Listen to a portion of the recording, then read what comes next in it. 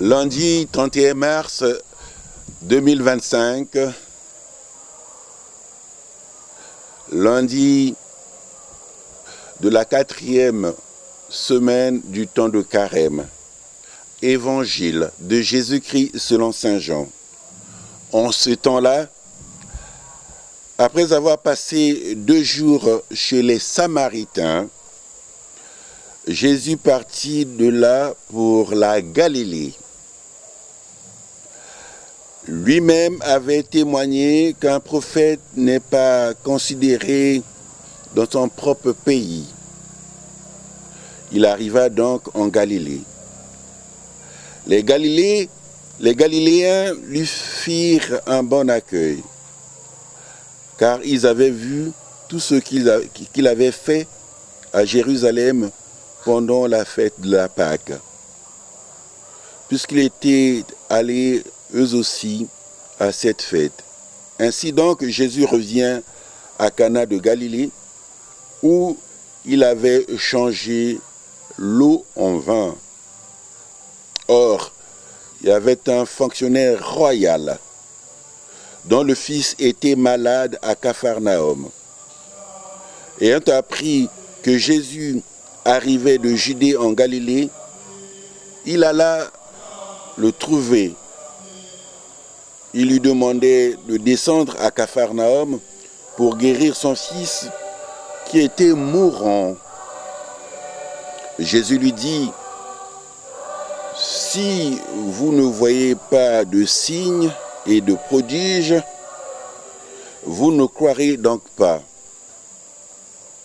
Le fonctionnaire royal lui dit: « Seigneur, descends avant que mon enfant ne meure. » Jésus lui répond: « Va, ton fils est vivant. » L'homme crut à la parole que Jésus lui avait dite et il partit.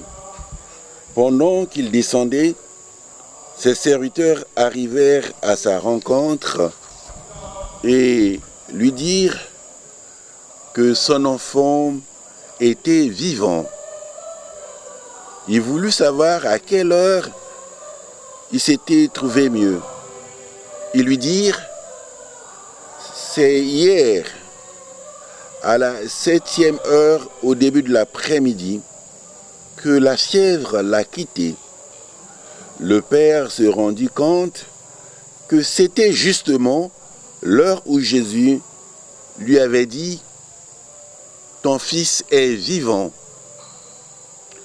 Alors il crut, lui, ainsi que tous les gens de sa maison.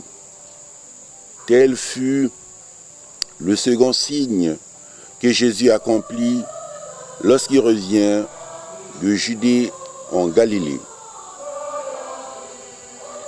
Bien-aimés de Dieu, les miracles dans l'évangile de Saint Jean sont appelés signes. Après avoir transformé l'eau en vin, comme premier signe dans l'évangile de Jean, nous voilà en présence d'un deuxième signe. Ces signes sont là pour nous dire que notre foi, c'est déjà un don de Dieu.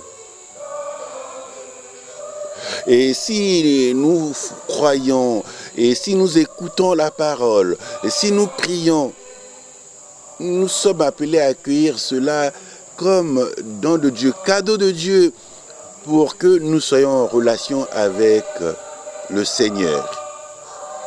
Aussi, par le miracle d'aujourd'hui, on voit que ceux qui viennent à Jésus de façon innocente, simplement parce que c'est le Seigneur, il l'accueille ainsi, et qui demandent quelque chose à Jésus, sans se poser des questions, sans dire qu'il est de telle origine, de tel milieu, il a grandi là, mais qui croient qu'il peut faire quelque chose pour eux, ceux-là trouvent gain de cause.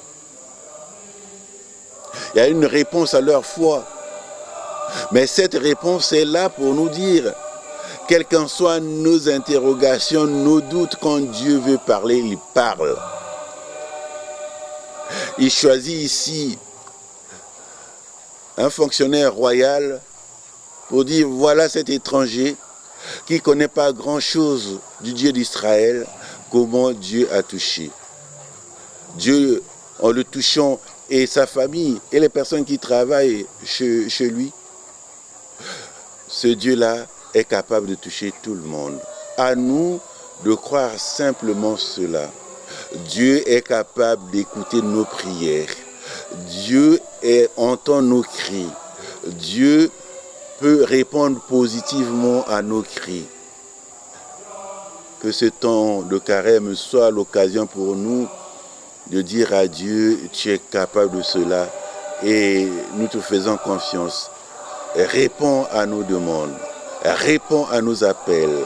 Fais que nous puissions vraiment être un avec toi comme Jésus le fait en ce temps de carême, pour que, à notre tour, nous puissions porter ces personnes qui comptent sur nos prières, dans nos familles et toutes les familles, dans notre Église et toutes les églises, dans notre monde et pour tout le monde.